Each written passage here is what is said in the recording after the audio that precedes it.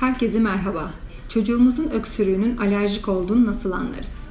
Öksürük, solunum yollarımızdan yabancı maddelerin atılması için ortaya çıkan bir reflekstir. Normal koşullarda günde 8-10 kez kısa süreli öksürükler olabilir. Astım gibi alerjik hastalıklarda 4 haftadan uzun süreli kronik öksürükler gözlenmektedir.